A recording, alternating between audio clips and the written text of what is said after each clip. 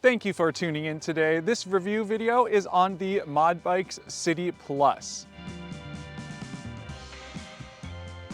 This is a Class 2 folding electric bike with pedal assist and a throttle, but you can also unlock this bike and make it a Class 3 bike where you can get pedal assist up to 28 miles per hour. The City Plus uses a Mod Drive 500 watt rear hub motor with peak output of 750 watts, and it has 60 newton meters of max torque. It uses a removable 48 volt 12 amp hour battery, which is 615 watt hours, and it has a color display that shows the bike info like speed, distance, motor output, and pedal assist level.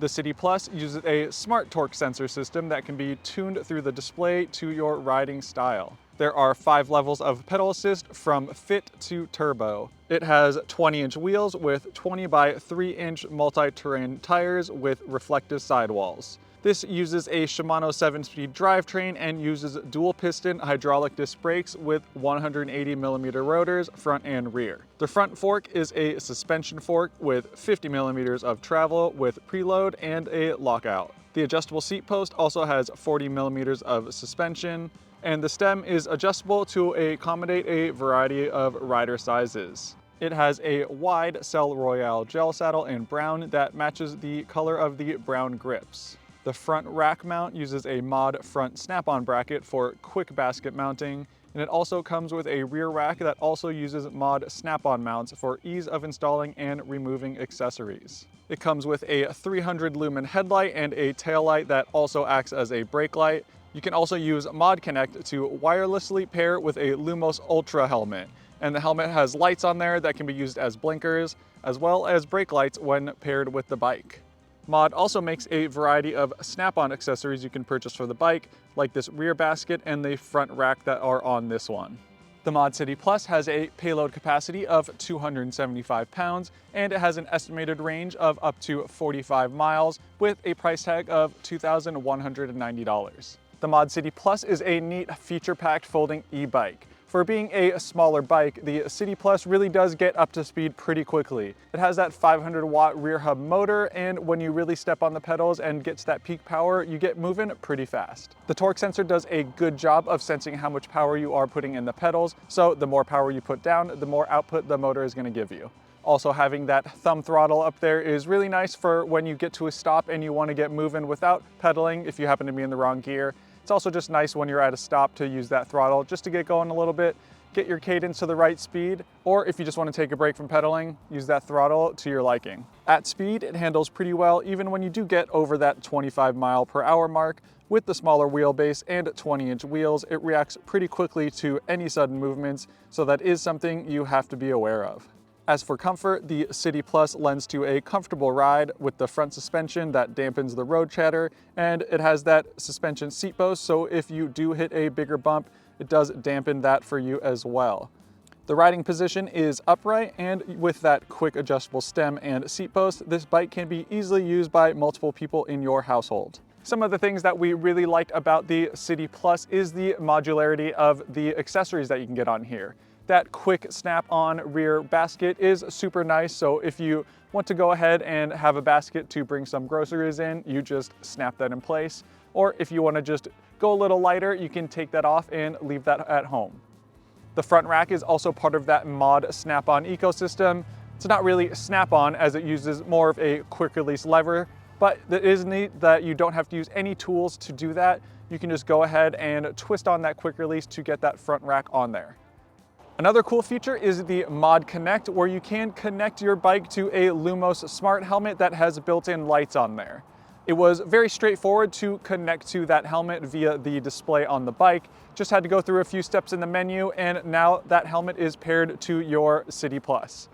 When you have that blinker on, there is a little bit of a beeping noise, so you do know that that blinker is on and you don't forget about it after you make that turn. As well as the indicators on the bike. When you pull on the brake, you will get a solid red light on the back, and the front goes solid as well. This is a neat feature brought to this bike just to bring more visibility for you when you are riding this bike around. The City Plus is also pretty easy to fold and make it very compact for when you want to bring it traveling with you or store it in a tighter space in your house. There really isn't much that we didn't like about the Mod City Plus. It is quick and nimble for its size, and with all those different features that it has, like the Mod Snap-on tools and the Mod Connect, it is a pretty cool feature-packed little bike. Only on some of the steepest hills in the neighborhood did we find the Mod City Plus to struggle a little bit. Those gradients that we were taking them up are in the 15 to 16% range, so most bikes with these 20-inch wheels will struggle getting up those super steep hills.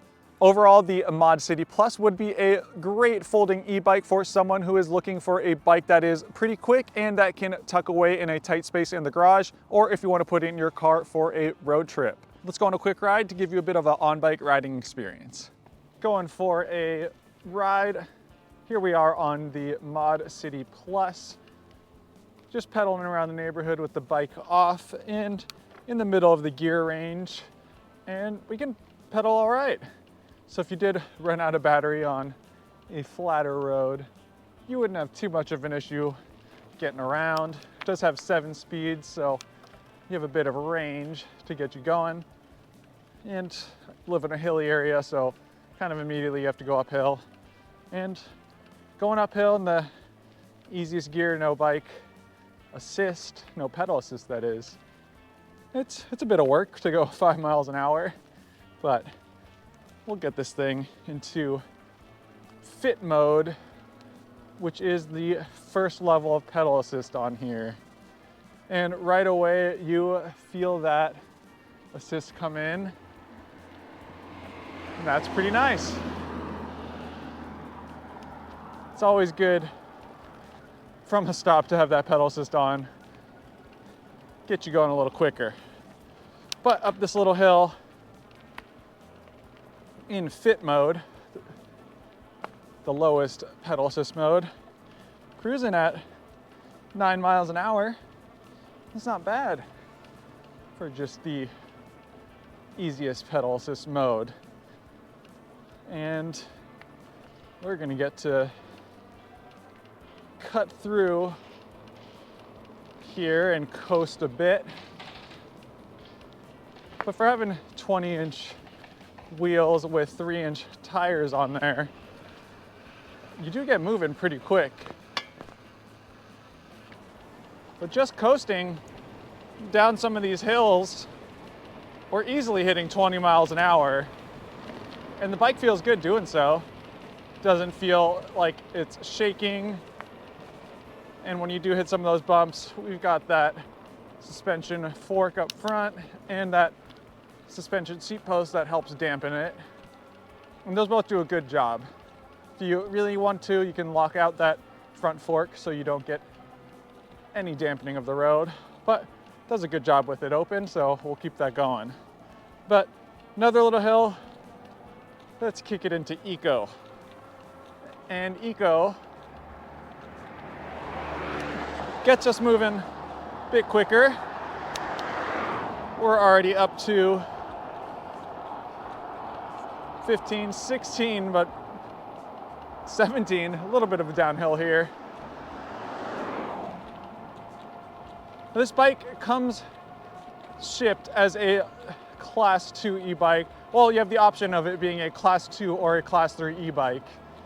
And I have this in Class 3 just to see how it feels when you get up to that 25 mile plus, even that 28 mile per hour range. But even in Eco, it does a good job going in this little rolling terrain here. That torque sensor, if you do put down the power, you do feel you get more assist. Now we got a flat section. We'll go into the third level assist, which is cargo. And I've been riding the bike in cargo mode.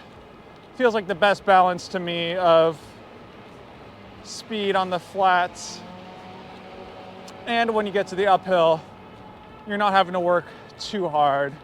And it's in the middle of that pedal assist range, so not using all of the power and all of the energy out of this battery.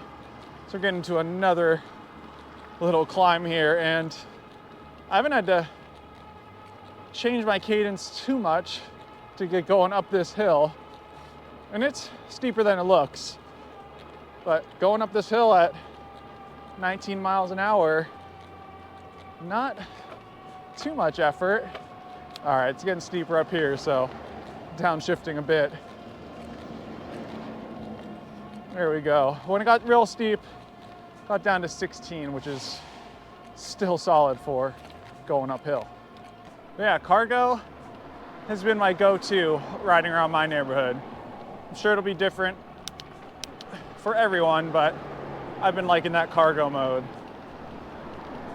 We'll keep it in that cargo for now. I don't have any cargo on here, but this bike can load up to 275 pounds. That is with the rider, front and back. So full payload of this bike, 275 pounds, which is a lot of weight for a smaller bike with 20-inch wheels. And it's got some decent power, so I don't see this having an issue doing that at all. All right, well, we got a little bit of a flat here. I put it into sport. Just gonna really get on the pedals here. And sport gets you going quick. I'm already going 25 miles an hour, 26, a little bit of a downhill. We've got a kicker here, and it can keep us going over that 20 mile per hour range up that hill, no problem. So for a 20-inch bike, that's quick to get going. And I still have another pedal assist level, which is turbo. And another cool thing is on this color display, shows you a lot of info. So you can get in there and see the wattage output that you are putting down as well, which is a fun little stat to see. Shows your average speed and all that. But we'll coast down this spot. Coasting at 20, which is nice, but I'll go into turbo. But in turbo, even going 20, when you start to pedal, it's still helping you go faster. So there we go. 27 in turbo. Just under 28. And it's still pulling. So it's got some power. And you definitely feel like you're going fast on this bike. Just that shorter wheelbase, smaller wheels, makes it have some quick handling, that's for sure. But still can do it close to 30 miles an hour on this little bike.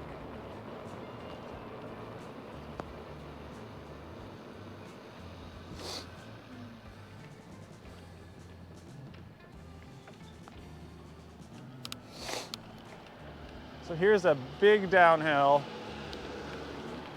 I'm just gonna roll it. And this is 15% grade here.